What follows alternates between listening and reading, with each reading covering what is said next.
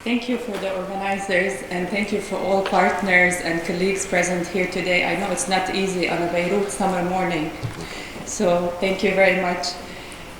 So as Dr. Poznat mentioned, we're going to be talking for this first presentation on the HIV care in conflict setting with a focus on the Middle East response experience.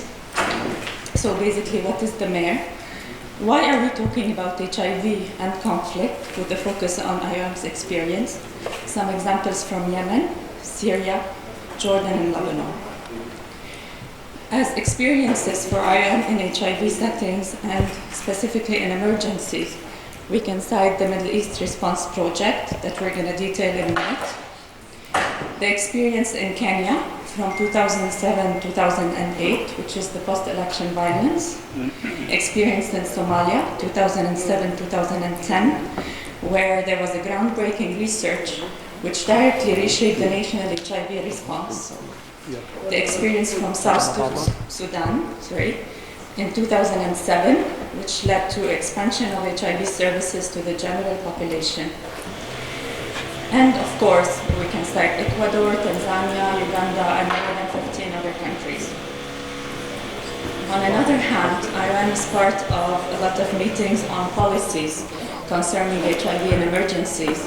So we have active participation in the Global Interagency Task Team that is co-chaired by UNHCR and WFP, the Middle East Response Technical Support Group, and the HIV Support Group.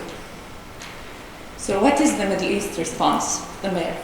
This is a differentiated approach from the Global Fund through IOM that is taking place in Yemen, Syria, Iraq, Jordan, and Lebanon.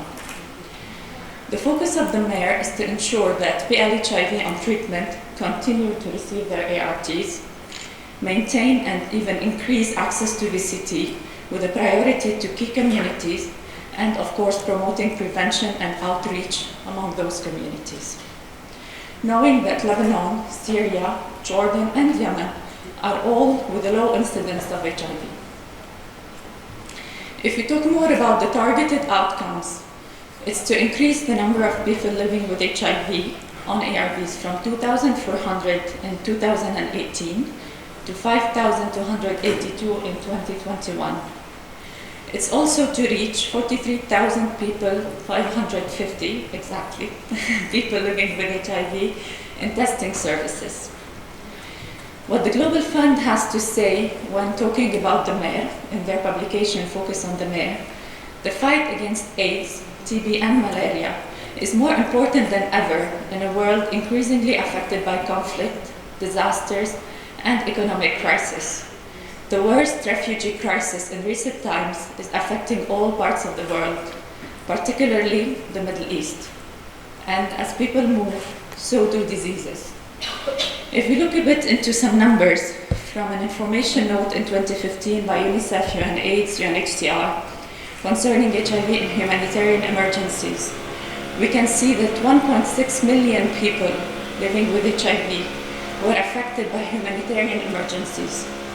81% were in the sub-Saharan Africa. 2/3 of those did not have access to ART.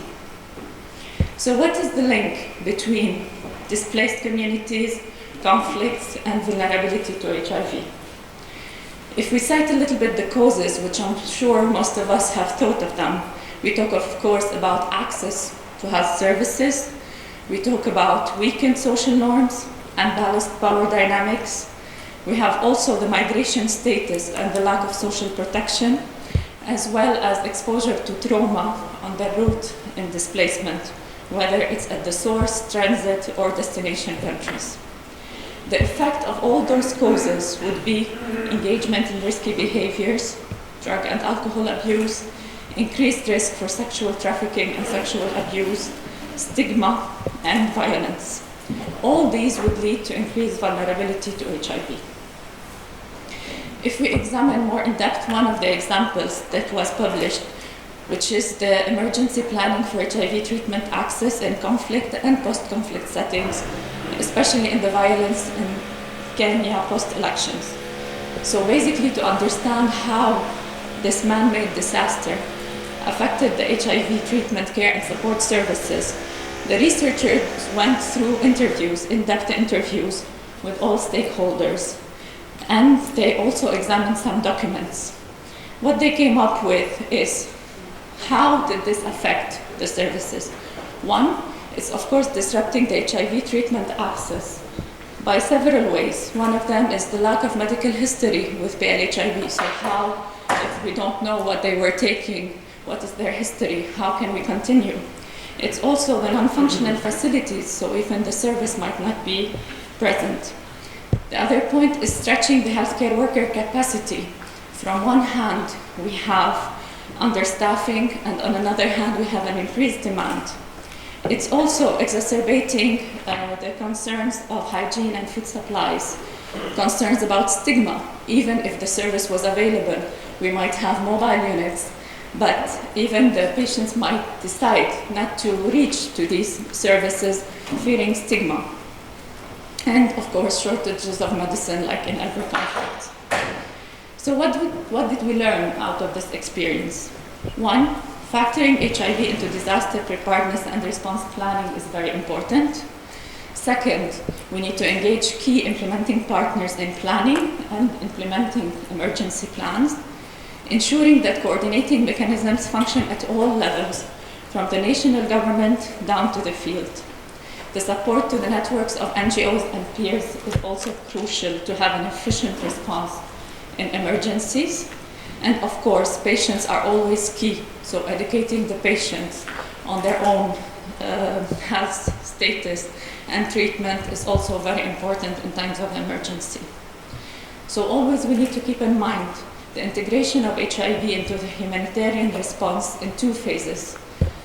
The first phase is the minimum initial response, where we need to tackle the most vulnerable and the most crucial interventions. And then on another phase, we would go to expanding the response. So, what about Yemen? In Yemen, we know that we have over 2 million internally displaced people, over 16 million requiring assistance for adequate access to healthcare. Only 50% of healthcare facilities are functional, and there is severe shortage in medicines, equipment, and staff. This has led to an unprecedented scale of cholera outbreaks of diphtheria, measles, malaria, and dengue. We know the administration is also fragmented across the country between the north and the south. What about specifically the HIV situation in Yemen? We know it's a low prevalence, 0.1% among adults, but it's 5.8% among MSM, according to a 2011 study and Embryo surveillance report. For female sex workers, there was one study in Al Hudaydah in 2011, and they found no cases of HIV positive in the female sex workers population. Specifically for the Middle East response implementation challenges, of course, you can imagine coordinating between two programs, Aden and Sana'a. The security risks, whether it's for the healthcare workers or the PLHIV. And to illustrate this, there was a crisis in April 2018 where staff were detained, including IOM staff, UNAID staff, program staff, with the allegation of promoting immoral behaviors and spoiling the culture and norms. The activities had stopped for 5 consecutive months. We also have a high level of stigma, as you can imagine, and discrimination against key population and PLHIV. And another challenge is the turnover of the health staff, which leads always to have to continue training. I have the sign for the 3 minutes. Okay. So for the major achievements in Yemen is, of course, the timely procurement of ARVs. So we have no interruption of ART services. HIV crisis group to tackle the discrimination and the arrest crisis. And of course, commitment and support from decision makers in the ministry. If we move to Syria, I chose this picture for the capturing look of this little girl. This is the UNICEF photo of the year 2017, the face of a tormented childhood. So for the challenges, the main challenge is accessing hard-to-reach areas, which leads to a lack of patient follow-up, destruction of both HIV testing centers and HIV labs in some of the governorates, the high turnover under the ministry staff, and the quality of the data available to be able to take programmatic decisions.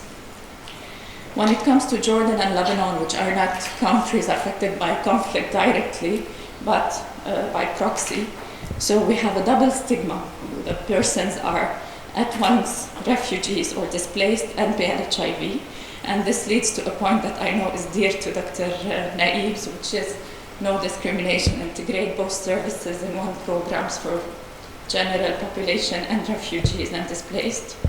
The refoulement policy in Jordan, which is specifically for migrants, while it was addressed for refugees with negotiations with UNHCR, and the lack of studies to inform programmatic changes. An IBBS was planned in Jordan and was completed in Lebanon in late 2018. In a nutshell, an overview of the MENA, so no stockouts of ARTs, people are able to continue their treatments. DTG was introduced in the first-line ART. Access to Palestinian refugees in Lebanon was possible, and of course, improved reporting from all countries in coordination with UNAIDS. We are very proud of the partnerships also with the community-based organizations in Jordan, Lebanon, and the southern part of Yemen. I would like to finish by Article 30 from the resolution adopted by the General Assembly of the UN in September 2016, which is the New York Declaration for Refugees and Migrants.